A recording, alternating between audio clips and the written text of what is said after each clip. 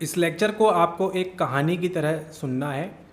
यहाँ सारी चीज़ें आपको अंग्रेज़ी में दिखाई देंगी, लेकिन इसको हम हिंदी में आपके लिए करेंगे। ठीक है, पहली बार ऐसा होगा कि पीडीएफ से आपको पढ़ाना पड़ रहा है क्योंकि समय कम है, शॉर्टेज ऑफ टाइम की वजह से। लेकिन आप इस लेक्चर को कहानी की तरह सुनिए और अंत तक जाते जाते आप काफ़ी सारी चीज़ें सीख जाएंगे, क्योंकि पेपर जो है आपका डायनेमिक हो रहा है, कहीं से भी उठा के वो पूछ लेते हैं। एंड हमको ये वाला पार्ट जो है इंटेलिजेंस वाला, आपने कई सारे लेक्चर्स देख लिए हैं।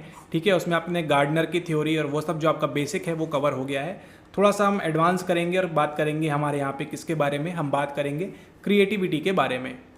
ठीक है, तो ये लेक्चर आपके लिए क्या इंपॉर्टेंट है? यस, बिल्कुल इंपॉर्टेंट है। क्या यहाँ पे सब चीज़ें अंग्रेजी में होंगी पूरी पीडीएफ? यस, ये पूरा आपका इंग्लिश में होगा, लेकिन आपको समय समय पे हिंदी में बताया जाएगा, तो उसको आप वहाँ पे पॉइंट वाइज नोट कर लेंगे। ठीक है, लगभग 15 पेज का है ये। 15 पेज पूरा नहीं पढ़ना है आपको, जितना आपके काम का है उतना ही आपको बताएंगे यहाँ पे। ठीक है, सबसे पहले देखिए यहाँ पे क्या लिखा है। यहाँ पे लिखा है डिफरेंशियल अप्रोचेस टू क्रिएटिविटी। फिर यहाँ पे दिया है क्रिएटिविटी एंड इंटेलिजेंस। ये 10.5 से लेके आपका 10.7 तक हमारे लिए हो जाता है मोस्ट आईएमपी। ठीक है, क्रिएटिविटी क्या है? आपकी सृजनात्मकता, है ना, ऑलरेडी बताया जा चुका है आपको क्रिएटिविटी क्या होती है। एंड इंटेलिजेंस क्या है? ये जो आपकी सामान्य बुद्धि है वो। ठीक है, तो देखते हैं क्या उनके बीच संबंध है, क्या आपको पढ़ना है, क्या क्या शोध हुआ है इसके ऊपर, उसके बारे में। ठीक है, और यहाँ पे देखिए उन्होंने क्या बताया है, क्रिएटिविटी एंड आपकी जो पर्सनैलिटी है, जो आपने देखा था कौन से सीरीज़ के अंदर, व्यक्तित्व वाले लेक्चर्स में देखा था, पर्सनैलिटी की भी बात कर रहे हैं। मतलब सृजनात्मकता और आपकी जो पर्सनैलिटी के ट्रेड्स हैं, जो गुण हैं, उनके बीच क्या कोई संबंध है? क्या क्रिएटिविटी और एबनॉर्मल बिहेवियर, इस बार शायद तक ये सवाल या कुछ ऐसा ही सवाल आपके शायद राजस्थान सेट में आया था या महाराष्ट्र सेट में आया था, ऐसा कुछ सवाल, या फिर नेट में ही आया था, कहीं तो भी आया था इसी प्रकार से सवाल क्रिएटिविटी और इसके बारे में। देन आपका क्रिएटिविटी इन नॉर्मल बिहेवियर, है ना, सामान्य बिहेवियर में बिग 5 थ्योरी की जो बात करेंगे। बिग 5 किसने दी है हमको, ये आपको मालूम होगा, मैक्रे एंड कोस्टा ने दी है। ठीक है, तो जो हम बोलते जा रहे हैं उसको आपको नोट करना है। मैक्रे एंड कोस्टा ऑलरेडी नोट किया होगा आपने पहले भी, द बिग 5 थ्योरी। ठीक है, चलिए स्टार्ट करते हैं यहाँ पे। बस इसको कहानी की तरह सुनिए और जहाँ पे हम लिख के बताएंगे वहाँ आप नोट करते जाएंगे। Some people are more able to surprise us. पूरा पढ़ना इसलिए ज़रूरी है क्योंकि क्या बनेगा, आपका एक थीम बनेगा क्रिएटिविटी के संदर्भ में, यानी कि सृजनात्मकता के संदर्भ में। ठीक है, okay. Some people are more able to surprise us with original thoughts and novel solutions that are simply unexpected. आपके परिवार में क्या होगा, प्रत्येक को नवीन या अनोखे विचार नहीं आते होंगे, उसमें से केवल इक्का दुक्का लोग ही हैं जो क्या करते होंगे, अनऑर्थोडॉक्स यानी लीक से हटकर कुछ विचार कर पाते होंगे।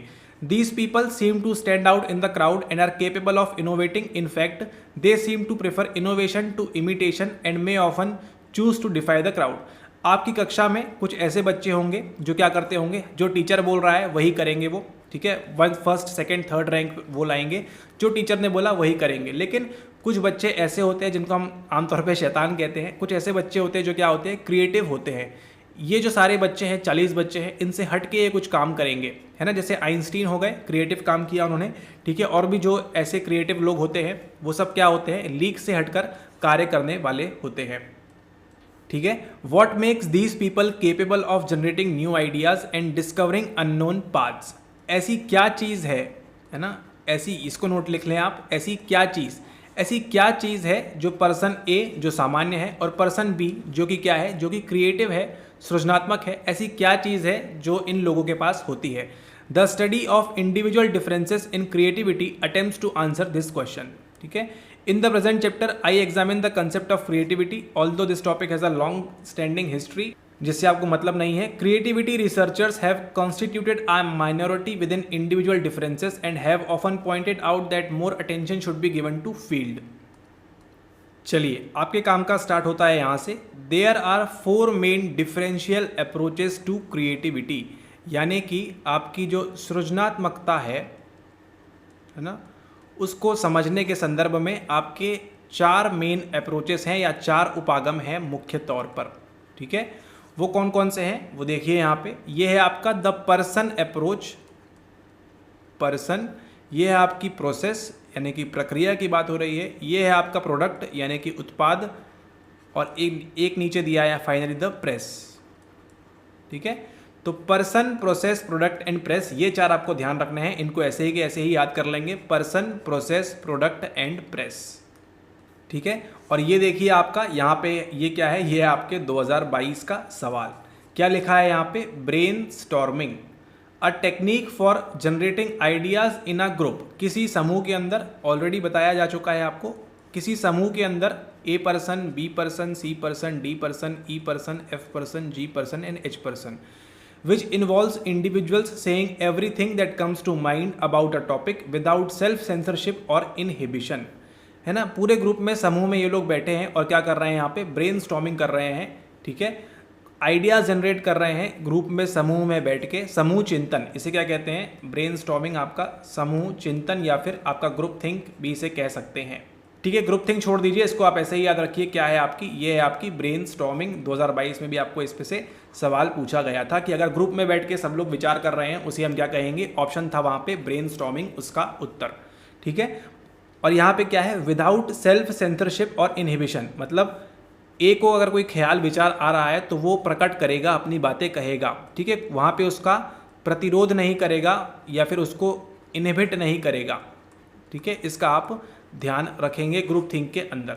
ठीक है, आपको मान लीजिए आप पे फैमिली में होता है, मान लीजिए कुछ ऐसी इंसिडेंट हो गया कि सबको अपने विचार रखने हैं, तो क्या करेंगे, प्रत्येक कोई अपने अपने विचार रखता है बिना किसी सेंसरशिप के, है ना। बच्चा भी चाहे तो बोल सकता है कुछ बातें वहाँ पे, इसका आप ध्यान रखेंगे। ये है आपका ब्रेन स्टॉर्मिंग। अब यहाँ पे देखिए, पहले बात करते हैं द पर्सन अप्रोच। कौन सा उपागम, व्यक्ति उपागम या व्यक्तित्व नहीं, व्यक्ति उपागम की बात करें, पर्सन अप्रोच की बात करें, which attempts to identify the major characteristics of creative individuals. ठीक है, पर्सन से क्या समझते हैं आप, एक व्यक्ति, एक मानव। ठीक है, और इसका, इस अप्रोच का, इस पर्सन अप्रोच का तरीका क्या है कि क्या करेगा वो, कि मेजर कैरेक्टरिस्टिक्स, ऐसी कौन सी विशेषताएं हैं किसी व्यक्ति के अंदर, मतलब जो क्या है, क्रिएटिव है। ठीक है, तो किसी भी सृजनात्मक व्यक्ति के अंदर कौन से ऐसे मेजर ट्रेट्स हैं। ठीक है, इसको नोट करेंगे, सृजनात्मक व्यक्ति के अंदर ऐसे कौन से मेजर कैरेक्टरिस्टिक्स या ऐसी कौन सी विशेष विशेषताएं हैं, ठीक है, जो क्या बनाती हैं उसको एक सृजनात्मक व्यक्ति बनाती हैं। ठीक है, कौन सी अप्रोच फाइंड करती है, पर्सन अप्रोच फाइंड करती है। Looking primarily at the personality traits and ability levels of creative people. ठीक है, तो क्या करती है ये, पर्सनैलिटी ट्रेट्स के ऊपर ध्यान देती है और उनके एबिलिटी लेवल, कार्य क्षमता के ऊपर कितना क्रिएटिव हो सकते हैं ये।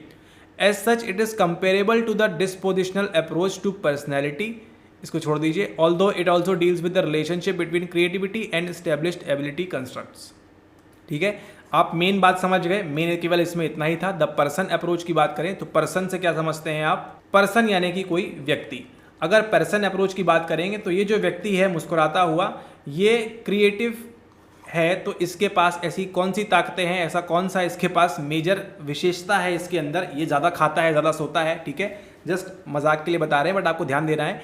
पर्सन अप्रोच क्या करेगा कि कोई भी व्यक्ति, मान लीजिए कोई एक्टर है, एक्ट्रेस है, वो क्रिएटिव क्यों है, कोई पेंटर है तो क्रिएटिव क्यों है ना, तो उसमें ऐसे कौन से पर्सनैलिटी के ट्रेट्स हैं, ऐसे कौन से गुण हैं उसके पास जो क्या बनाते हैं उसको दूसरों से विभिन्न बनाते हैं।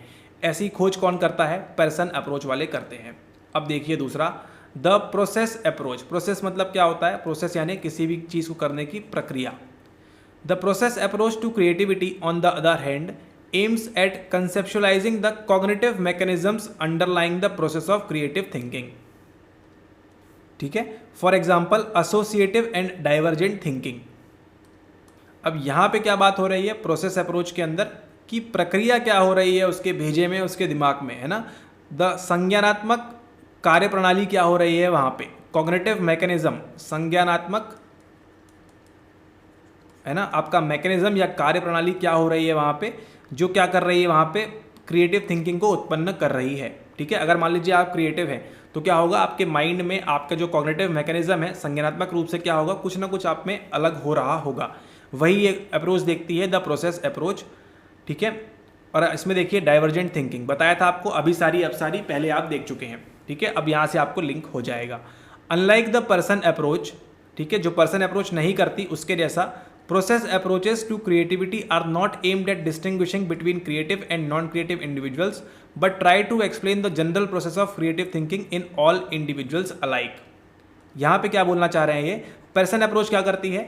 ये वाला व्यक्ति क्रिएटिव है क्यों है, और ये वाला नहीं है तो क्यों है, क्यों नहीं है, ठीक है। इन दोनों के बीच में किस में भेद है? उनकी पर्सनैलिटी और उनकी एबिलिटी लेवल में, कार्य क्षमता में क्या है, उनके यहाँ पे फर्क होता है, ठीक है। लेकिन द प्रोसेस अप्रोच क्या करती है?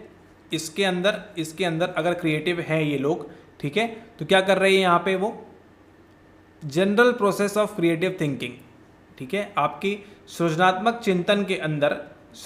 चिंतन के अंदर जनरल प्रोसेस क्या है, क्या होता है, जितने भी लोग क्रिएटिव होते हैं उनके अंदर क्या ऐसी थिंकिंग होती है जो सब में समान होती है, in all individuals alike. They are thus concerned with actual creativity rather than creative individuals. तो उनका मतलब क्या है यहाँ पे? द प्रोसेस उपागम का मतलब क्या है यहाँ पे? उनको किससे मतलब है? एक्चुअल क्रिएटिविटी से, वास्तविक रूप से जो सृजनात्मक है ना, उनसे मतलब है, ना कि कहाँ गया, देन क्रिएटिव इंडिविजुअल्स, है ना कि ऐसे व्यक्तियों से जो क्या है, जो सृजनात्मक व्यक्ति हैं, उनसे इनको मतलब नहीं है। उनको ओरिजिनली किससे मतलब है? उनकी क्रिएटिविटी से यहाँ पे मतलब है। And draw heavily from cognitive psychology, ठीक है। In fact the process approach to creativity is best represented by the collaborative effort between, इसको छोड़ दीजिए आप, ठीक है, समझ गए आप। चलिए फिर से एक बार और क्लियर कर देते हैं। पर्सन अप्रोच के अंदर क्या होता है? मेजर कैरेक्टरिस्टिक्स, प्रमुख ऐसी कौन सी विशेषताएं हैं जो क्या बनाती हैं? इंडिविजुअल्स को क्रिएटिव बनाती हैं। प्रोसेस अप्रोच मतलब ऐसी क्या प्रक्रिया होती है क्रिएटिव इंडिविजुअल्स के अंदर, ठीक है। वहाँ पे क्या कर रहे हैं वो? डिफरेंस नहीं कर रहे हैं किसी के बीच में, इसके और इसके बीच में डिफरेंस नहीं कर रहे। इन दोनों के भेजे में, इन दोनों के कॉग्निटिव मैकेनिज्म में क्या ऐसी चीज़ हो रही है जो क्या बना रही है इनको क्रिएटिव बना रही है। ये हो गया आपका प्रक्रिया उपागम यानी कि प्रोसेस अप्रोच। फिर आता है आपका अगला तीसरा, द प्रोडक्ट अप्रोच यानी कि उत्पाद यानी देखिए क्या होता है यहाँ पे, कौन सा उत्पाद की बात करेंगे? Approach to creativity studies the characteristics of creative outcomes or products. मतलब अब ये जो व्यक्ति है, पर्सन है, क्रिएटिव तो है, लेकिन ये क्या उत्पाद क्या प्रेजेंट कर रहा है? सच एस आर्ट वर्क, या कोई पोयम लिख रहा है, पेंटिंग बना रहा है, डिज़ाइन बना रहा है ना, मूर्तिकार है, स्कल्पचर बना रहा है, या फिर साइंटिफिक पब्लिकेशन कर रहा है, ठीक है। थ्योरी बना दी, जैसे डार्विन की थ्योरी थी, क्रिएटिव होंगे वो। आइंस्टीन की थ्योरी थी, क्रिएटिव होंगे वो, ठीक है। और इसी प्रकार से जितने भी लोग डिस्कवरी करते हैं, एक्सपेरिमेंट करते हैं, स्टीम इंजन का आविष्कार किसने किया, ये सब लोग क्या थे? क्रिएटिव थे, है ना। एरोप्लेन पहली बार आया तो जो आपके राइट ब्रदर्स थे, उन्होंने क्या किया? डिस्कवरी की, ठीक है। तो उन्होंने क्या बनाया? क्रिएटिव होके कुछ चीज़ बनाई, कोई उत्पाद बनाया है वहाँ पे, ठीक है, कोई प्रोडक्ट बनाया वहाँ पे। आजकल के जो MLM मार्केटिंग वाले करते हैं उसकी बात नहीं हो रही यहाँ पे, ये वो उत्पाद की नहीं है, नेटवर्किंग की बात नहीं हो रही है, कोई नवीन उत्पाद का क्रिएशन, ठीक है। ऐसी जो चीज़ जो एग्जिस्ट नहीं कर रही थी, ठीक है। आइंस्टीन के पहले क्या आप ये बल्ब जला पाते थे घर में? आप तो थे ही नहीं, खैर कोई नहीं था यहाँ पे, ठीक है। तो क्या ये बल्ब होता अगर आइंस्टीन नहीं होता? तो नहीं होता हमारे पास। अगर हमारे पास राइट बंधु नहीं होते तो क्या हमारे पास आज एरोप्लेन होता? नहीं होता। इसका मतलब राइट बंधु और आइंस्टीन, सर आइंस्टीन जो थे, है ना, ये जब रहे होंगे, इन्होंने क्या किया होगा? क्रिएटिव थिंकिंग की होगी, ऐसा क्यों ना, कुछ उसने क्या किया होगा? सृजन किया होगा किस चीज़ का, और उस सृजन के बाद क्या बना दिया इन्होंने? यहाँ पे एरोप्लेन का उत्पाद बना दिया, प्रोडक्ट बना दिया, इन्होंने बल्ब बना दिया, ट्यूबलाइट बना दी, ठीक है। आई होप अब क्लियर हो गया आपको 1 2 3 अच्छे से। ओके, अब चलते हैं और यहाँ देख लेते हैं। The product approach is closely related to the study of aesthetics such as the classical area philosophy. कोई मतलब नहीं है आपका। चलिए आखिरी क्या बचता है आपका? आखिरी बचता है आपका फाइनली। देखिए अगर आप यहाँ सारा पढ़ने जाएंगे तो आपका नुकसान है, जितना बता रहे हैं उतना ही आप पढ़िए please. Finally the press approach to creativity looks at the relationship between individuals as creators and their environments, ठीक है। It therefore deals with the contextual determinants of creativity resembling the situational rather than dispositional approach to personality. इसका मतलब ये जो person creative है, इसके आसपास environment में क्या हो रहा है, ऐसी कुछ सिचुएशन है जो क्या कर रही है, इसको बना दे रही है creative. For example freedom, autonomy, good role models and resources including time, encouragement specifically for originality, freedom from criticism and are contextual. इसको छोड़ दीजिए आप, ठीक है। यहाँ पे फिर से एक बार रिवाइज करते हैं। हमको मालूम है हमारे पास कितने उपागम हैं, हमारे पास 4 उपागम हैं, ठीक है। सर ने बताया था क्रिएटिविटी के संबंध में 4 उपागम हमारे पास होते हैं। पहला कौन सा है? पहला है हमारे पास पर्सन अप्रोच, है ना, यदि व्यक्ति विशेष अप्रोच। इसके अंदर क्या देखते हैं हम, वो आपको बता देते हैं फिर से। इसके अंदर क्या देखते हैं हम? इसके अंदर ये देखते हैं कि कोई व्यक्ति क्रिएटिव है तो इसके अंदर ऐसे कौन से पर्सनैलिटी के फैक्टर हैं या ऐसे कौन सी इसके अंदर विशेष विशेषताएं हैं जो क्या कर रही हैं, इसको दूसरों से अलग बना रही हैं। दूसरा क्या देखते हैं, दूसरा देखते हैं हम दूसरा हम देखते हैं प्रोसेस अप्रोच, यानी आपका जो प्रक्रिया है ना, ऐसी क्या प्रक्रिया होती है आइंस्टीन के दिमाग में, राइट बंधु के दिमाग में या और कोई XYZ पर्सन है, इन तीनों के दिमाग में ऐसी क्या प्रक्रिया हुई जिन्होंने क्या बनाया, इनको क्रिएटिव बनाया, सृजनात्मक बनाया। तीसरा क्या है हमारे पास, तीसरा हमारे पास है प्रोडक्ट। ठीक है, ये क्रिएटिव तो थे लेकिन इन्होंने किस उत्पाद का निर्माण किया, क्या प्रोडक्ट है, क्या वो कोई आर्ट का वर्क है ना, क्या कोई कला का क्षेत्र है वो, या कोई वो खोज है, ठीक है, या वो कोई आविष्कार है। ठीक है, ये हो गई तीसरी। और चौथी कौन सी हमारे पास, चौथी हमारे पास प्रेस मतलब ये जो व्यक्ति हैं इनके आसपास सराउंडिंग का एनवायरनमेंट ने क्या किया, इनको क्रिएटिव बनाया। ठीक है, इसका आप ध्यान देंगे। अगला देखिए, क्रिएटिविटी आपकी सृजनात्मकता, इतना तो मालूम हो गया ना, क्रिएटिव मतलब बार बार लिखने की आवश्यकता नहीं है। सृजनात्मकता एंड बुद्धि, ठीक है, इनके बीच क्या कोई संबंध है, नहीं है, क्या सब होता है उसकी हम बात करेंगे। यहाँ पे देखिए बहुत अच्छी बात की मैरी पेटिबोन पूले ने, बहुत अच्छी बात की, पूल जो भी है छोड़ दीजिए। To repeat what others have said requires education, to challenge it requires brains. ठीक है, अब आपसे पूछेंगे नहीं कि ये इन्होंने क्या बोला था, बट बता देते हैं आपको। ठीक है, कि जो दूसरे कर रहे हैं उसको करना के लिए आपको क्या चाहिए, आपको शिक्षा चाहिए, पढ़ाई चाहिए, लेकिन उसको चैलेंज करने के लिए क्या चाहिए, यहाँ पे हमको ब्रेन चाहिए। ठीक है, जैसे मान के चलिए अगर अंग्रेज थे, है ना, अंग्रेज़ों ने क्या किया, हम पे राज किया, शिक्षा तो दी उन्होंने, लेकिन क्या कर रहे थे हम तब तक केवल एजुकेशन। लेकिन बाद में जैसे ही अंबेडकर साहब आते हैं, ठीक है, जैसे ही बोस आते हैं और जितने भी पढ़े लिखे लोग आते हैं उस समय के, विवेकानंद वगैरह एंड ऑल दैट जो भी आते हैं, उन्होंने क्या किया, टू चैलेंज रिक्वायर्स ब्रेन्स। तो इन लोगों के पास ब्रेन था, बाकी जो केवल पढ़ते जा रहे थे यहाँ वहाँ जाके, उनसे कोई सरोकार नहीं है। ठीक है, ऐसा कहना चाहती हैं ये। ठीक है, चलिए, as said early studies on creativity were closely align with the study of intelligence according to Gardner 1993। Gardner कौन, वही आपके मल्टीपल इंटेलिजेंस वाले। ठीक है, Howard Gardner. The reason for this was that creativity, छोड़ दीजिए इसको, द मोस्ट। ठीक है, यहाँ पे देखिए गिलफर्ड जो थे, who quickly became the first leading figure in creativity research. तो क्रिएटिविटी की रिसर्च में, आपकी सृजनात्मकता की रिसर्च में अगर सबसे पहला नाम आता है तो वो कौन है, सॉरी गार्डनर बोल दिया क्या, ओके, यहाँ गार्डनर थे। सबसे पहले कौन थे आपके यहाँ पे, गिलफर्ड। ठीक है, गिलफर्ड का मॉडल, इसका नाम क्या है, स्ट्रक्चर ऑफ इंटेलेक्ट। ठीक है, ये उनका मॉडल था, स्ट्रक्चर ऑफ इंटेलेक्ट, एनसीईआरटी में दिया हुआ है। इन 1950, 1950 में, आज़ादी के 3 साल बाद, ठीक है, Gilford highlighted the importance of increasing creativity research after noting that only 186 of the 1,21,000 psychological studies and database had deal with creativity. ठीक है, मतलब 186 नहीं किया, इसको छोड़ दीजिए।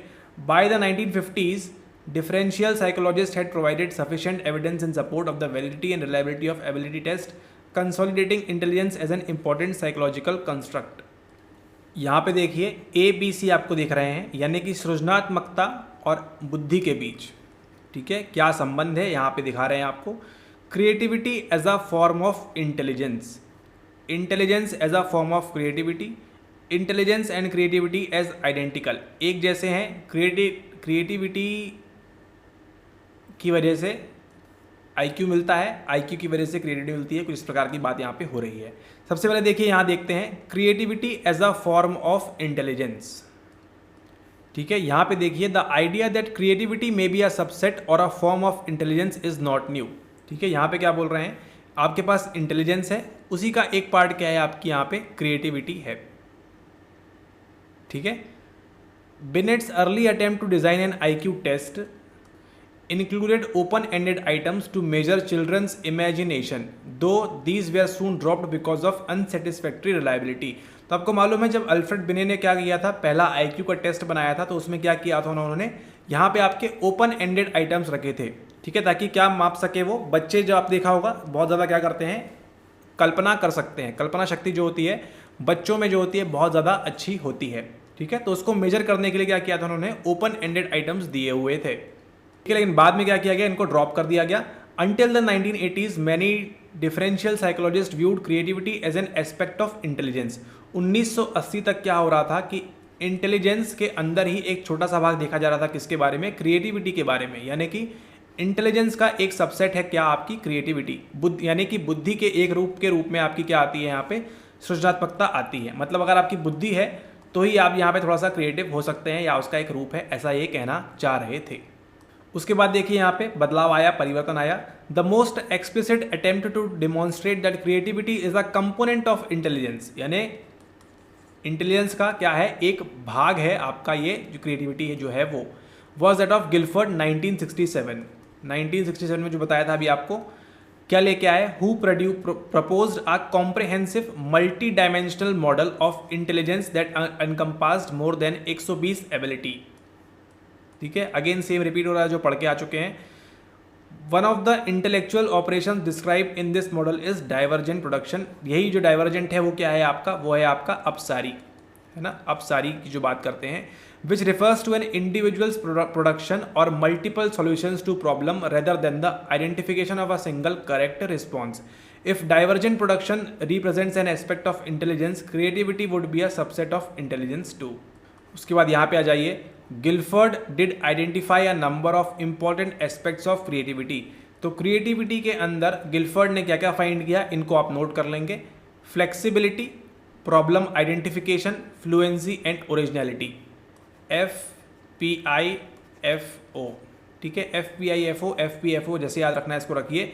Flexibility, problem identification, fluency and originality किसने फाइंड किया था, गिलफर्ड ने फाइंड किया हुआ था। ठीक है, और बाद में क्या किया, जो बाद में आपके सृजनात्मकता के परीक्षण बने उनमें ही इनका इस्तेमाल देखते हैं आगे कैसे मिलेगा आपको। ठीक है, उसके बाद देखिए, another theory that conceptualize creativity as a form of intelligence, मतलब इंटेलिजेंस के अंदर क्या मिलेगी आपको, अब क्रिएटिविटी मिलेगी, was that of RB Cattell. यानी कि पहले कौन थे, गिलफर्ड ने बोला इस बारे में, है ना, उन्होंने क्या क्या बताया, flexibility, problem identification, fluency and originality. उसके बाद यहाँ पे देखिए RB केटल बोलते हैं, in particular Cattell viewed creativity as a combination of primary skills such as sensitivity, motor speed, musical rhythm, timing and judgment, which he considered a subset of fluid intelligence। दो थे इनके पास, fluid intelligence था और crystallized intelligence था, है ना, तरल बुद्धि का था और ठोस बुद्धि का प्रकार था इनके पास। देन RB केटल हो गए, यहाँ पे गिलफर्ड हो गए। फिर आते हैं आपके the view of creativity as an essential aspect of intelligence is also supported by Gardner theory of multiple intelligence. वो क्या बोल रहे हैं यहाँ पे, इंट्रापर्सनल, अंतर्वैयक्तिक, logical, mathematical, spatial, bodily, kinesthetic, interpersonal, musical, ये सब जो ऑलरेडी किया हुआ है इसके अंदर भी उन्होंने यही बोला। फिर क्या किया उन्होंने, in a series of case studies, case study की। केस स्टडी क्या होती है, किसी एक व्यक्ति के ऊपर की जाती है। Gardner examined the lives of individuals who excelled at each of these intelligences.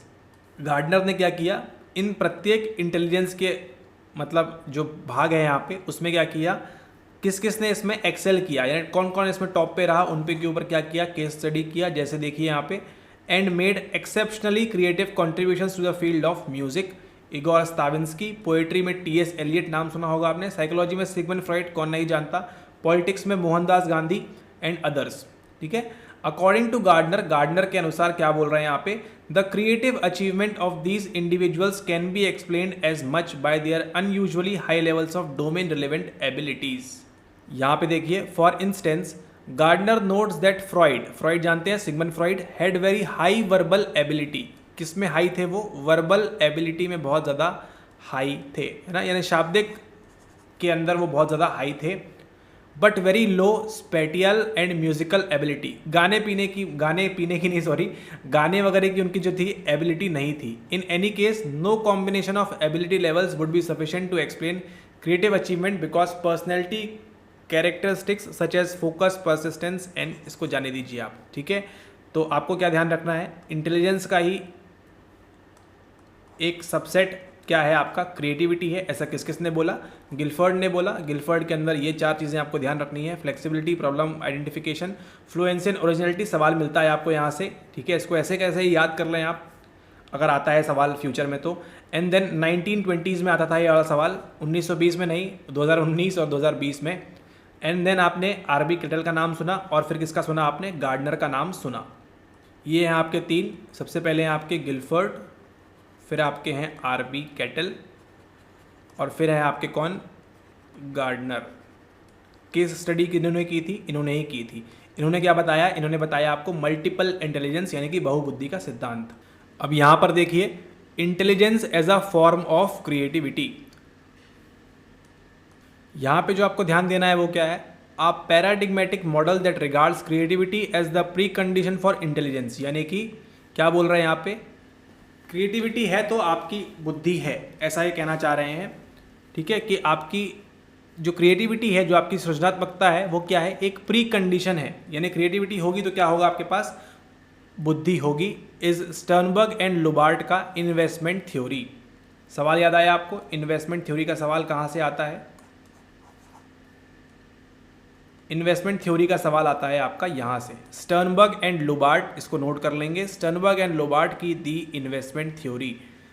Investment theory according to which creative individuals have an exceptional ability to invest in ideas, thus creativity is seen as precondition of intelligence and a determinant of intelligent thinking and behavior।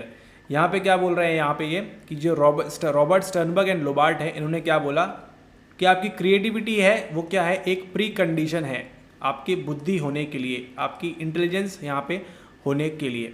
ठीक है, ऐसे जो individual होते हैं, मान लीजिए अगर आप एक इंडिविजुअल हैं जो क्या है, क्रिएटिव है, तो क्या करेंगे आप, आपके पास एक एक्स्ट्रा ऑर्डिनरी एबिलिटी होगी इन्वेस्ट इन आइडियाज़, नए आइडियाज़ में क्या करेंगे आप, इन्वेस्ट करेंगे। इन्वेस्ट मतलब पैसे इन्वेस्ट नहीं करना है, बट अपना जो बुद्धि है उसको खपाएंगे आप, buying low and selling high. उदाहरण के तौर पे बात करें, आपने नया सीरियल देखा होगा, एक चल रहा है शार्क टैंक करके, उसमें क्या होते हैं, क्रिएटिव आइडियाज़ आते हैं, वहाँ पे काम करती है आपकी इन्वेस्टमेंट थ्योरी। जो वहाँ पे बैठे रहते हैं सामने चार नमूने, वो क्या करते हैं, वो बाइंग लो और सेलिंग हाई, मतलब आज तो शेयर 10% में खरीद लेंगे, लेकिन जब बेचेंगे तो बहुत ज़्यादा वो हाई हो जाएंगे, क्योंकि क्या करते हैं वो, उनके पास एबिलिटी होती है कि वो देख पाएँ फ्यूचर में क्या काम करेगा और फ्यूचर में क्या काम नहीं करेगा। ठीक है, तो यही एक कौन सी थ्योरी है आपकी, इन्वेस्टमेंट थ्योरी। यहाँ पे देखिए, if a large number of individuals are buying property in a specific area or city, creative individuals may interpret this as a bad investment opportunity and avoid buying at already high prices, hence creativity would be beneficial for solving practical problems effectively। तो मान लीजिए एक नवीन mall खुला है, mall के अंदर क्या कर रहे हैं, सब कोई जाके दुकानें किराए पे ले रहे हैं। अगर वहाँ पे कोई क्रिएटिव व्यक्ति होगा तो क्या बोलेगा, वो ये बोलेगा कि बहुत ज़्यादा हाई प्राइस है, कोई मतलब नहीं इसका लेने का। ठीक है, इस प्रकार से यहाँ पे बता रहे हैं आपको। यहाँ पे देखिए, Sternberg and Lubart's 1995 model in which 6 different factors converge to determine creativity. 6 अलग अलग कारक हैं जो क्या बताएंगे, आपकी क्रिएटिविटी के लिए बारे में बताएंगे। ठीक है, क्या क्या है वो है आपका, नेमली इंटेलिजेंस बुद्धि, नॉलेज ज्ञान, थिंकिंग स्टाइल्स विचार शैली, आपका व्यक्तित्व, आपकी अभिप्रेरणा और आपका एनवायरनमेंट। कहाँ से मिलता है आपको, लुबार्ट एंड स्टर्नबर्ग के मॉडल से 1995 का इन्वेस्टमेंट थ्योरी की बात हो रही है। उसी के साथ साथ देखिए यहाँ पे, Sternberg argued that 3 aspects of intelligence underlie individual differences in creativity, namely synthetic, analytical and practical intelligences।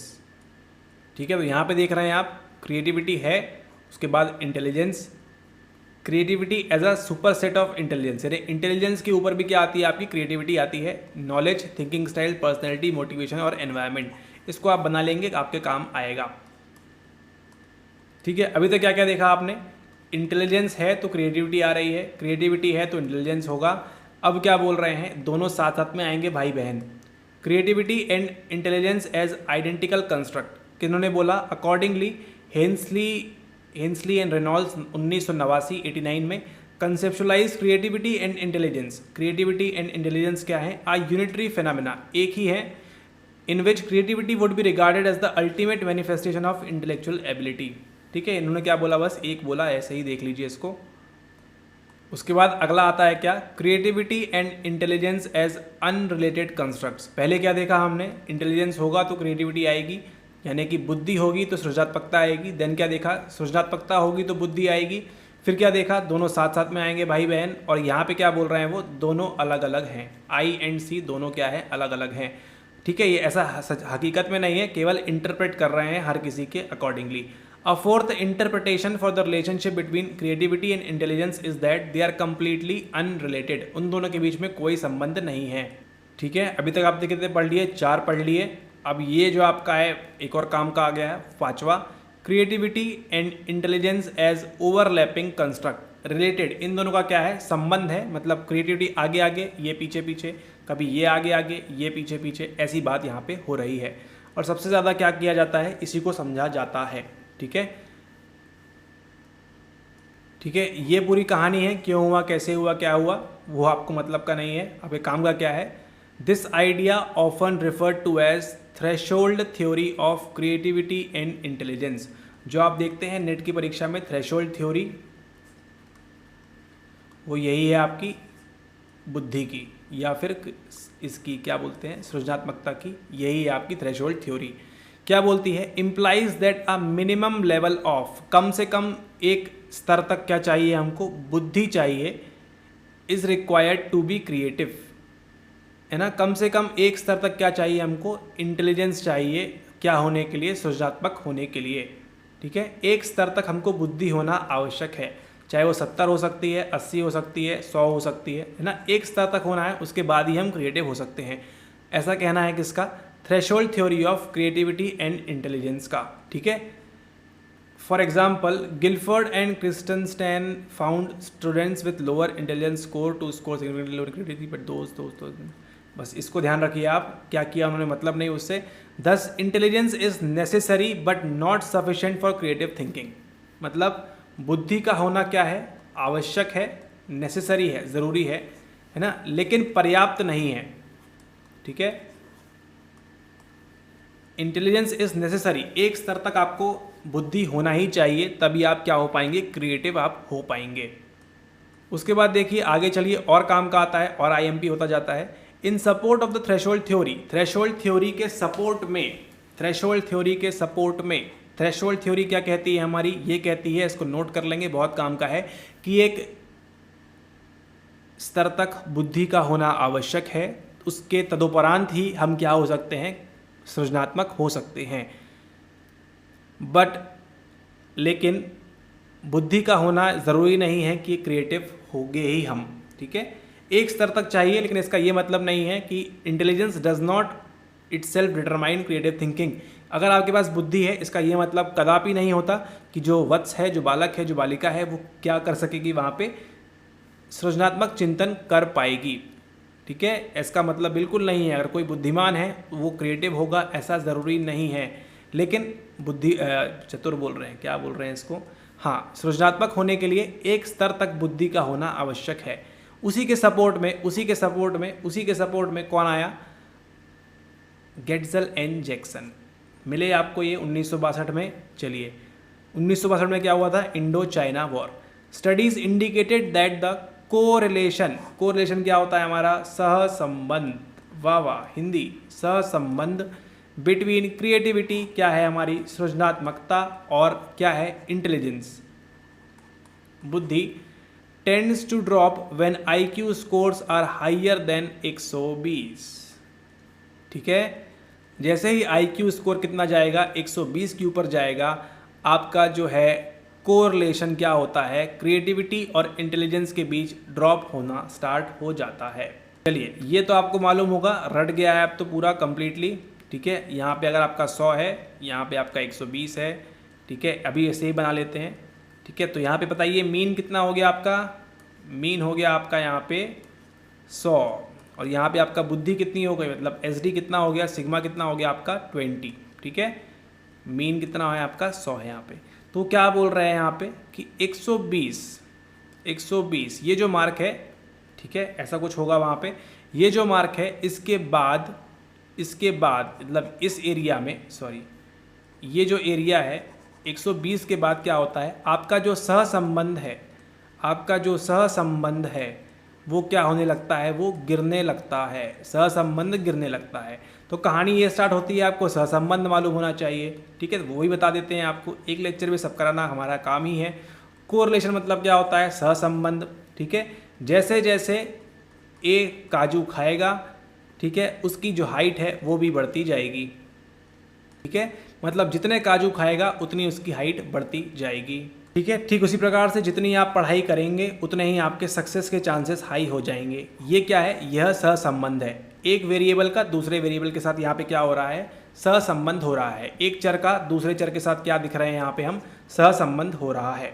ठीक है, यहाँ पे हमारे पास क्या है, यहाँ पे हमारे पास है बुद्धि, और यहाँ पे क्या है हमारे पास, सृजनात्मकता। यहाँ पे क्या है हमारे पास, यहाँ पे हमारे पास है इंटेलिजेंस, और यहाँ पे क्या है हमारे पास, क्रिएटिविटी। अब यहाँ पे क्या बोल रहे हैं कि जैसे ही 120 के ऊपर किसी का बुद्धि गई है ना, उसकी क्रिएटिविटी भी ऊपर जाए ऐसा ज़रूरी नहीं होता है। सिंपल सी ये बात कर रहे हैं। अगर कोई व्यक्ति है जिसका नाम है Z, ठीक है, उसका IQ है 100, ठीक है ना, उसकी क्रिएटिविटी भी हो सकता है 100 हो। उसी की अगर मान लीजिए Y है, उसकी 110 है, इसका भी 110 हो सकता है। इसका X है 120 हो गया, 120 मान के चलते हैं। लेकिन जैसे ही 121 होगा, ज़रूरी नहीं कि यहाँ पे 121 हो जाए। ठीक है, मतलब एक ये बढ़ता जाएगा, बुद्धि बढ़ती जाएगी तो क्रिएटिव भी होता जाएगा, ज़रूरी नहीं है, लेकिन एक स्तर तक हमको चाहिए। ऐसा किसके एक्सपेरिमेंट से मिलता है हमको मिलता है गेटजल्स एंड जैक्सन ने सपोर्ट किया है। गेटजल एंड जैक्सन ने सपोर्ट किया है किसको, आपकी थ्रेशोल्ड थ्योरी को। ठीक है, थ्रेशोल्ड को एक बार देख लीजिएगा हिंदी में क्या है, अभी एकदम से नाम ध्यान नहीं आ रहा है। थ्रेशोल्ड थ्योरी को क्या किया इन्होंने, यहाँ पे सपोर्ट किया है। अब यहाँ पर देखिए, इन support of threshold theory studies indicated that correlation between creativity and intelligence. Correlation मालूम है, एक ऊपर जाएगा दूसरा ऊपर जाएगा, रिवर्स भी हो सकता है। Tends to drop when IQ scores are higher than 120। जैसे ही 120 के ऊपर जाएगा, यहाँ पे टाइपिस हो जाएगी आपकी इंटेलिजेंस और क्रिएटिविटी के बीच का कोरिलेशन, यानी कि सहसंबंध। कन्वर्सली, कन्वर्स के जूते, other studies reported that creative artist, scientist, mathematicians and writers, जितने भी महान लोग आप जो देखते हैं अपने आस पड़ोस में, ठीक है, पर्दे के पीछे पर्दे के आगे, all tend to score higher than average on IQ test. ठीक है, क्या किया उन्होंने, IQ टेस्ट में एवरेज क्या है हमारे पास 100 है, उससे हल्का सा थोड़ा सा क्या करते हैं वो ऊपर स्कोर करते हैं। अब ऊपर मतलब 150 ज़रूरी नहीं है, 120 भी हो सकता है, 115 भी हो सकता है, आप समझ जाएं उतना काफ़ी है। उसके बाद चलते हैं आगे, यहाँ पे देखिए VISC में ये कौन सा है, Wechsler and remote association test. चलिए उसको जाने दीजिए। यहाँ देखिए एक और नाम आ गया, अ मोर कंसेप्चुअल अप्रोच, पहली बार सुन रहे होंगे आप ये सब। A more conceptual approach to the possible overlap, है ना, ध्यान रखना है किसके अंदर आ रही है वाली थ्योरी, ओवरलैप के अंदर आ रही है। 4 देखे, एक बार रिकैप करते हैं कौन कौन सा। इंटेलिजेंस का भाई क्रिएटिविटी, क्रिएटिविटी की बहन इंटेलिजेंस, सेकंड वाला। तीसरा क्या देखा हमने, तीसरा हमने देखा दोनों साथ में आएंगे। चौथा क्या देखा हमने, अलग अलग जाएंगे। ठीक है, और पांचवा क्या देख रहे हैं, ये दोनों ओवरलैप करती है। Creativity and IQ has been considered by Renzulli. ठीक है, रेनजुल्ली ने क्या बोला आपको, this model often referred to as the 3 ring theory of giftedness. हो सकता है आपको पूछ ले सवाल में फ्यूचर में। ठीक है, ध्यान रखिए इसको, 3 अंगूठियों का सिद्धांत, ठीक है, गिफ्टेडनेस का। And conceptualises giftedness at the crossroads between creativity, IQ and task commitment which may be understood in terms of, वो सब छोड़ दीजिए। यहाँ देखिए 3 रिंग थ्योरी ऑफ गिफ्टेडनेस क्या कहती है, एक ऐसा मॉडल, एक ऐसा नमूना दैट कंसेप्ट जो ऐसा बोलता है कि ओवरलैप है क्रिएटिविटी और इंटेलिजेंस का, है ना, क्रिएटिविटी और इंटेलिजेंस ओवरलैप करती है, एक दूसरे के परस्पर चलती हैं। और उसी के साथ साथ गिफ्टेडनेस, ठीक है, मतलब ऐसे जो बालक होते हैं, बालिकाएं होती हैं, जो क्या बोलते हैं, हम बोलते हैं ना उनको गिफ्ट मिला हुआ है, गॉड गिफ्ट है, lies at the intersection between creativity, IQ and task commitment. Creativity, IQ and आपका टास्क कमिटमेंट, किस टास्क को पूरा करने के लिए क्या कमिटमेंट है उनका। ठीक है, इसके अंदर क्या आएगा आपका टास्क कमिटमेंट के अंदर, अभिप्रेरणा का स्तर, कंसाइंशियसनेस, डिटर्मिनेशन कितना है उनमें, और पैशन कितना है, कितने जुनूनी है वो। ठीक है, ये तीनों चीज़ें जहाँ पे मिलेंगी वहाँ पे क्या आ जाएगा, वहाँ पे आ जाएगी गिफ्टेडनेस। ठीक है, वहाँ पे क्या देखने मिलेगी हमको, प्रतिभा या प्रतिभाशाली लोग हमको देखने मिलेंगे। ऐसा कौन बोलती है, 3 रिंग थ्योरी। 3 रिंग से याद रखिएगा, क्रिएटिविटी आएगी, इंटेलिजेंस आएगा, दूसरी रिंग, और तीसरी अंगूठी कौन सी है आपकी, टास्क कमिटमेंट की। ठीक है, तो प्रतिभाशाली लोग जो लोग होंगे उनके पास क्या होगा, ये तीनों चीज़ें होंगी, इसका आप ध्यान रखें, ऐसा कौन सी थ्योरी बोलती है? थ्योरी बोलती है आपकी 3 रिंग की थ्योरी। ठीक है, तो इसको बना लेंगे तो भी कोई हर्ज नहीं है। यहाँ पे देखिए, ये क्रिएटिविटी आई, ये टास्क कमिटमेंट और ये आपका IQ इंटेलिजेंस आया। ये तीनों जहाँ पे इंटरसेक्ट करेंगे वहाँ पे क्या निखरेगी? आपकी प्रतिभा निखरेगी वहाँ पे। रेंजुल्लीज 3 रिंग मॉडल ऑफ गिफ्टेडनेस। यहाँ पे देखिए, अभी हमने किसकी बात की? क्रिएटिविटी की, सृजनात्मकता की और इंटेलिजेंस की, हमने बुद्धि की बात की। अब किसकी बात करेंगे? सृजनात्मकता की और व्यक्तित्व के गुण या पर्सनैलिटी ट्रेड्स की हम बात करेंगे। Soon after examining the link between intelligence and creativity, इन दोनों के बीच संबंध स्थापित करने के बाद उनको क्या हुआ? सपना आया और फिर क्या किया उन्होंने? इन दोनों के ऊपर काम करना स्टार्ट कर दिया, या इन दोनों के बीच कोई संबंध है या नहीं। उसके बाद बैरन 1963 में, सबसे पहले इंडो चाइना के वार के 1 साल बाद 1963 में क्या होता है? Was one of the first to emphasize the personality differences between creative and non creative individuals, particularly those with higher and lower intellectual ability. ठीक है, तो क्या बोला उन्होंने? क्रिएटिव इंडिविजुअल्स ऐसे जो व्यक्ति जो सृजनात्मक हैं, और जो नॉन क्रिएटिव हैं ऐसे जो क्या हैं? सृजनात्मक नहीं है, है ना। उनके बीच क्या देखा उन्होंने? डिफरेंसेस देखा पर्सनैलिटी का। ठीक है, क्या देखा उन्होंने? क्रिएटिव इंडिविजुअल्स जो थे, जो क्रिएटिव इंडिविजुअल्स थे, सृजनात्मक व्यक्ति थे विथ लोअर इंटेलेक्चुअल एबिलिटी, लेकिन जिनके पास क्या थी? जो बौद्धिक क्षमता थी वो क्या थी? लो थी। Could be portrayed as affected, aggressive, बहुत ज़्यादा गुस्सा आता था उनको, डिमांडिंग, हर चीज़ का मांग करते थे, डिपेंडेंट थे, निर्भर थे, डोमिनेंट थे, फोर्सफुल, इम्पेशेंट, हमेशा जल्दबाजी रहती थी उनको, इनिशिएट लेते थे। और इस प्रकार के उन्होंने क्या देखा? अलग अलग यहाँ पे देखा पर्सनैलिटी के टाइप। और वो लोग those with higher intelligence but lower creativity scores, ये वाले क्या थे? माइल्ड थे, ऑप्टिमिस्टिक थे, आशावादी थे, प्लीजेंट थे, क्वाइट, चुप रहा करते थे और अनसेल्फिश थे। ठीक है, इनको स्वार्थ से कोई मतलब नहीं था। सबसे पहले किसने खोज की क्रिएटिविटी एंड पर्सनैलिटी के बारे में? बैरन ने 1963 में, इंडो चाइना वॉर के 1 साल बाद। क्रिएटिव इंडिविजुअल्स, ये काम का है, ध्यान दीजिएगा। Creative individuals are also thought to be more intrinsically motivated. अंदर से क्या रहेंगे? ये बहुत ज़्यादा मोटिवेटेड रहेंगे। जो भी क्रिएटिव लोग रहेंगे ना, इनको आंतरिक अभिप्रेरणा जो कहते हैं, आंतरिक अभिप्रेरणा जो हम कहते हैं, वो बहुत ज़्यादा होगी then there non creative counterparts. ठीक है, this means they tend to engage in activities and task because they enjoy doing them rather than because of the rewards for performing such task. Simple सी बात है, अगर आप creative हैं तो आपको मज़ा आता है किसी भी चीज़ को करने में, है ना, चाहे ड्राइंग करने में, नक्शा बनाने में, या गाना गाने में, या किसी भी चीज़ में आपको जिसमें मज़ा आता है, आनंद मिलता है, उसको करने के लिए कोई आपको पैसे दे या कुछ भी दे, उससे आपको मतलब नहीं होता है। ठीक है, आपको केवल क्या मतलब है? आपको क्रिएटिविटी से आपको निखार लाना है अपने। ठीक है, क्रिएटिविटी के अंदर, सुंदरता के अंदर नहीं। ठीक है, तो इसका आप ध्यान रखें। Then conversely, non-creative individuals tend to be involved in activities they enjoy, not necessarily per se, but for their benefit. ठीक है, चाहे उनको पगार अच्छी मिल रही है काम करने के, सोशल रिकॉग्निशन मिल रहा है, और वो कैसे मोटिवेटेड होते हैं? एक्सट्रिंसिकली मोटिवेटेड होते हैं। तो हम ये कह सकते हैं ना कि जो क्रिएटिव इंडिविजुअल होगा, जो सृजनात्मक व्यक्ति जो होगा, उसके पास क्या होगा? इंट्रिंसिक मोटिवेशन हाई होगा, आंतरिक रूप से वो अभिप्रेरित होगा। हो सकता है सवाल मिल जाए आपको, इस पर ध्यान देंगे आप। और उसी के साथ एमा बील अच्छा, ये सवाल तो आया हुआ है शायद, हाँ आया हुआ है सवाल इससे संबंधित। एमा बील के नाम से याद आ गया। एमा बील 1990 में क्या बोलती हैं? फर्दर मोर एक्सटेंसिक इंटरेस्ट में हिंडर क्रिएटिव थिंकिंग। अगर आप किसी को, मान लीजिए आपको जो है पेंटिंग करना बहुत पसंद है, तो पेंटिंग आपको पसंद है, आप क्रिएटिविटी दिखाते हैं, अपना सुबह शाम लगे हुए हैं, बिना खाए पिए, है ना, बिना समोसा खाए, बिना लस्सी पिए आप काम कर रहे हैं, और उसके बाद हम बाहर से आके आपको देते हैं 2000 रुपये और आप बोलते हैं बहुत अच्छी पेंटिंग बनाई आपने। इससे क्या होगा? आपकी क्रिएटिव थिंकिंग का आपको 2000 से मतलब नहीं है, लेकिन हमने क्या कर दिया वहाँ पे? आपको रिवॉर्ड वगैरह दे दिया। तो क्या होगा इससे? आप जो क्रिएटिव थिंकिंग है उसको छुपाना स्टार्ट कर देंगे, बिकॉज इवेल्युएशंस में कंस्ट्रेंट फ्रीडम ऑफ चॉइस। आप क्या बोलेंगे? मैंने ऐसी पेंटिंग बनाई, इसके लिए मुझे 2000 रुपये मिले। तो आपकी यहाँ पे जो आशावाद था, आशावाद नहीं, यहाँ पे जो आपकी फ्रीडम थी, आज़ादी थी जो आपकी, वो छीन ली यहाँ पे पैसे दे के।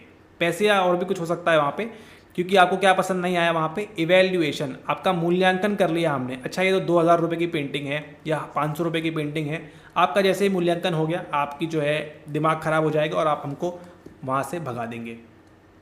यहाँ पे देखिए, क्रिएटिविटी इन एबनॉर्मल बिहेवियर। क्या होता है? क्या पागल लोग क्रिएटिव हो सकते हैं? There is a thin line between genius and insanity, है ना, ये सुना होगा आपने। कि बुद्धिमान नहीं कहेंगे बट जीनियस मतलब एक अलग ही लेवल के जीनियस जानते हैं आप, और इंसेनिटी पागलपन के बीच एक छोटी सी पतली सी लाइन है। यहाँ पे देखिए, the idea that creative behaviour may be a consequence or the cause of psychopathology has been considered for several centuries. In the late work of Eysenck 1999 में, who believe that there is a substantial overlap between the processes underpinning creative and psychopathological thinking. Eysenck बोलते हैं, thought most forms of psychosis, mental disorders characterized by detachment from reality. किसी को भी जो है आपका mental disorder जो होता है, मानसिक विकार क्यों होता है? क्योंकि आप जो रियलिटी से आप जो है भाग जाते हैं। ठीक है, आप एक प्राइवेट नौकरी कर रहे हैं और आप चाहते हैं कि आपकी शादी किसी बड़ी हीरोइन से, बड़ी एक्ट्रेस से हो, तो आपको बेशक तौर पे आपको वहाँ पे क्या मिलेगा? आपको मेंटल डिसऑर्डर, मानसिक विकार आ जाएगा। हो सकता है कभी आपने उनके साथ शूट किया हो, कभी कुछ भी किया हो आपने, एंड देन क्या होगा, आप रियलिटी से क्या हो जाते हैं, जैसे ही बाहर होते हैं आपको जो है मानसिक विकार, मानसिक जो अक्षमताएँ हैं वो आपको क्या करती हैं? घेरना स्टार्ट कर देती हैं। Were characterized by the same cognitive processes underlying creative thinking. The best example of such shared process is over-inclusive thinking. अब यहाँ पे देखिए किसके बारे में बात हो रही है? ओवर-इंक्लूसिव थिंकिंग के बारे में बात हो रही है, जिसे हम क्या कहेंगे? जिसे हम कहेंगे अति समावेशी चिंतन। यहाँ पे देखिए क्या करेंगे आप लोग? अति समावेशी चिंतन के अंतर्गत क्या करेंगे आप? The tendency to use irrelevant information or to introduce complexity in solving problems. Characteristic of both creative and psychopathological thinking. यहाँ पे देखिए, अगर आपको कुछ सिंपल सा काम करना है आपको, तो उसमें क्या करेंगे आप? वहाँ पे कॉम्प्लेक्सिटी ले आएंगे, उसमें और कठिनाई ले आएंगे आप। ठीक है, प्रॉब्लम को सॉल्व करने में, तो ये क्रिएटिविटी बताती है और साथ में आपकी साइकोपैथोलॉजिकल थिंकिंग भी आपको यहाँ पे बताती है। ठीक है, जो आप क्या करते हैं? इररिलेवेंट इन्फॉर्मेशन का इस्तेमाल करेंगे प्रॉब्लम सॉल्विंग के लिए। आपको बताया जा रहा है कि ये पढ़ के आपको क्या करना है? आपको मॉक टेस्ट देना है। ठीक है, आप क्या कर रहे हैं? और ज़माने की चीज़ें पढ़ रहे हैं यहाँ वहाँ से, और बोल रहे हैं कि ये पढ़ेंगे, और उसके बाद क्या कर रहे हैं आप? ओवर इंक्लूसिव थिंकिंग, अति समावेशी चिंतन वहाँ पे आप कर रहे हैं। जस्ट एग्जांपल है ये, सीरियसली नहीं। ठीक है, उसके बाद यहाँ पे बोला है उन्होंने बिग 5 फैक्टर के बारे में, तो उतना काम का नहीं है फिलहाल। तो यहाँ देखते हैं, टेस्टिंग क्रिएटिविटी की बात करेंगे। अब क्या करेंगे हम? सृजनात्मकता का परीक्षण की बात करेंगे। The first attempt at measuring creativity date back to the beginning of IQ testing. अब इसे बताया था पहले आपको, अल्फ्रेड बिने ने क्या किया था? 1905 के लगभग IQ टेस्ट बनाया था। उसमें क्या रखा था? ओपन एंडेड टेस्ट, है ना? ओपन एंडेड मतलब मान लीजिए यहाँ पे एक बोतल से आप क्या क्या क्या कर सकते हैं। मान लीजिए किसी बच्चे को दिया जाए तो वो क्या करेगा? वो 1 2 3 4 5, है ना, इतने कई प्रकार के क्या कर सकता है? यहाँ पे वो तरीके खोज सकता है। लेकिन क्या हुआ? बाद में उसमें समस्या आने लगी। उसके बाद हमने किसका इस्तेमाल करना स्टार्ट किया? Alternate uses test. अल्टरनेट मतलब एक के बाद एक क्या इस्तेमाल करेंगे? अल्टरनेट मतलब क्या होता है? ये नहीं तो वो। Requires individual to name all the things you can do with X object, यानी कि हैमर से आप क्या क्या कर सकते हैं, आप कुल्हाड़ी से क्या क्या कर सकते हैं, एक ईंट से क्या क्या कर सकते हैं, आप एक चेयर से क्या क्या कर सकते हैं।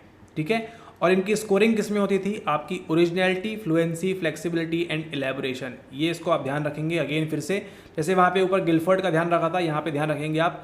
अल्टरनेट यूजेस टेस्ट के अंदर ओरिजिनलिटी की बात होगी, फ्लुएंसी की बात होगी, फ्लेक्सिबिलिटी की बात होगी और आपकी इलेबोरेशन की बात होगी। यहाँ पे देखिए, originality, fluency, flexibility, elaboration, appropriateness, है ना, कितना यूजफुल है ना। इलेबोरेशन में क्या करते हैं आप? कितनी डिटेल देते हैं। अगर एक कुर्सी के बारे में पूछा है आपसे, कुर्सी के बारे में, चलिए देखते हैं। Originality, each response is compared with all other responses from all of the people to whom you give the test. इसमें क्या होगा? आपने मान लीजिए 10 लोगों को टेस्ट दिया है, सबने बोला है बैठने के काम आएगी, बैठने के काम आएगी, तो यहाँ पे आपकी जो है ओरिजिनलिटी कुछ समझ में नहीं आ रही है ना। हो सकता है इसमें खड़े होने के काम कर दें, हो सकता है इस पर खड़े होकर बोले मैं नेता का भाषण दूंगा, मैं इसको एक स्टेज की तौर पे इसका इस्तेमाल करूंगा, तो ये सब क्या बताएगा? आपकी ओरिजिनलिटी बताएगा आपकी। देन आपकी fluency, quantity regardless of quality. ठीक है, जितनी हाई क्या होगी, फ्लुएंसी होगी, उतनी ही ओरिजिनलिटी भी अच्छी होगी। Then flexibility, use of different categories, और क्या क्या इसका फ्लेक्सिबल इस्तेमाल कर सकते हैं आप।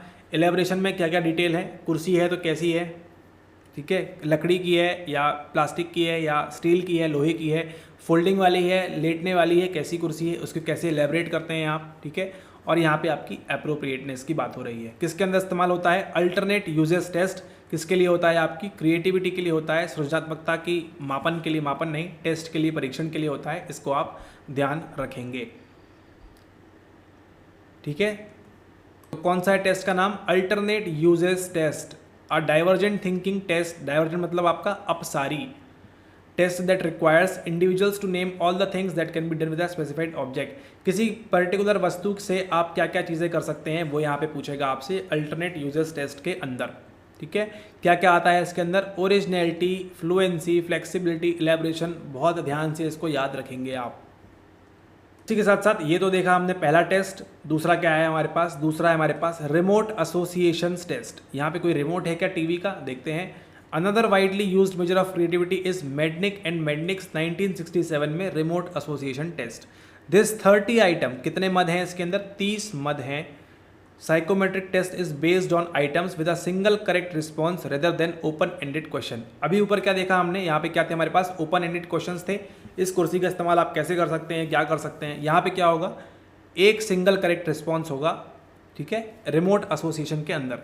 Madnick's idea was that remote or unusual associations would be indicative of an individual's capacity for generating novel ideas, ठीक है।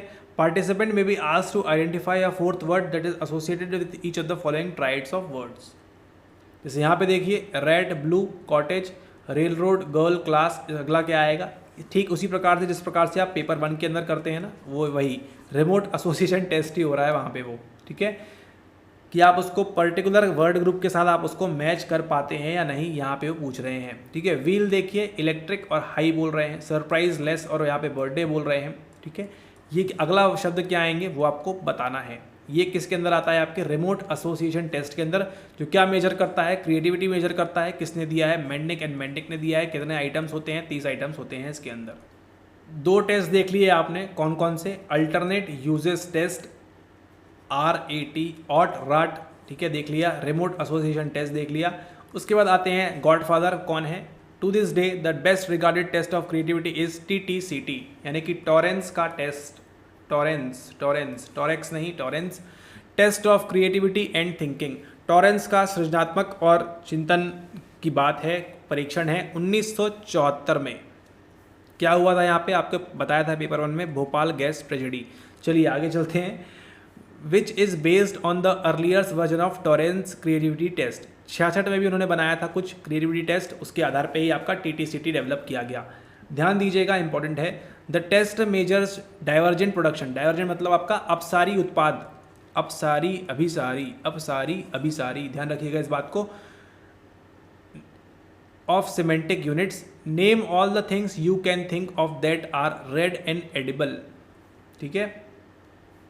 Alternative relations, in what different ways are dogs and cats related. इस प्रकार के सवाल आपसे यहाँ पे पूछ सकते हैं किसके अंदर? TTCT के अंदर, यानी कि Torrance test of creativity and thinking के अंदर। Test that measures creative thinking using picture based, ध्यान देने योग्य बात यहाँ पे है, चित्र आधारित, पिक्चर बेस्ड। टॉरेंस के अंदर क्या करते हैं? चित्र आधारित भी होता है, वर्ड बेस्ड एक्सरसाइज, शब्द आधारित भी होता है। यानी टॉरेंस जो चाचा हैं, टॉरेंस जो भैया हैं, टॉरेंस जो सर हैं, उनके साथ क्या है हमारे पास? पिक्चर भी मिलेंगी हमको उनके टेस्ट के अंदर, और क्या मिलेंगी यहाँ पे? हमको शब्द भी मिलेंगे, वर्ड मिलेंगे। क्या यहाँ पिक्चर मिल रही थी हमको? नहीं मिली। क्या ऊपर हमको पिक्चर मिली? नहीं मिली, है ना। टॉरेंस के अंदर हमको मिल रही है, इसका आप ध्यान देंगे। देन उसके बाद आगे देखते हैं, यहाँ पे एक्सरसाइजेज मिलेंगी to assess fluency, FFOE, fluency, flexibility, originality and elaboration. Same जैसा आपका ऊपर चला था रिमोट वाले के अंदर, सॉरी ये इसके अंदर क्या नाम है इसका, अल्टरनेट के अंदर, वैसा ही, ठीक है, okay. Torrens spend several decades conducting follow up studies and re analysing data set वगैरह, ये सब किया उन्होंने। कोरिलेशन यहाँ देखिए, लॉन्गिट्यूडिनल स्टडीज हैव शोन, हो सकता है पूछ ले आपसे, वैसे NTA पूछेगा नहीं इतना हार्ड, बट स्टिल देख लीजिए। Longitudinal studies have shown that the aggregated creativity score provided by the different sections of the TTCT correlated in the region of R. Pearson R कितना था यहाँ पे? 0.51 का था, ठीक ठाक है। With creative achievement measures, Torrance review of creativity studies also led him to conclude that intelligence or creativity are only moderately associated. Torrance ने बोला कि मैंने इतना सब किया, उसके बाद मुझे तो ये सब बात समझ में आई कि आपका जो इंटेलिजेंस है और क्रिएटिविटी है, ठीक है, आज की तारीख में सबसे बेस्ट टेस्ट कौन सा है क्रिएटिविटी का, टॉरेंस वाला है।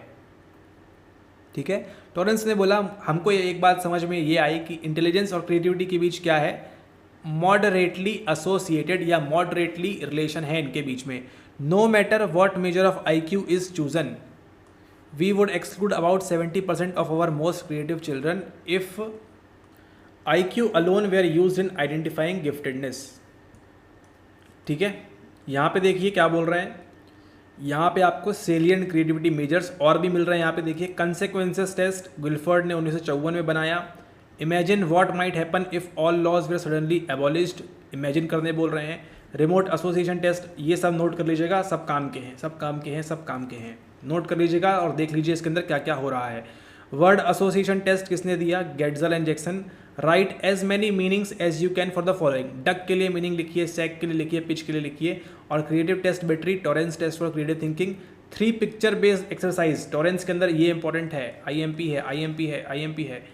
टॉरेंस के अंदर कितने हैं, 3 picture based exercises and 6 word based exercises, figural and verbal.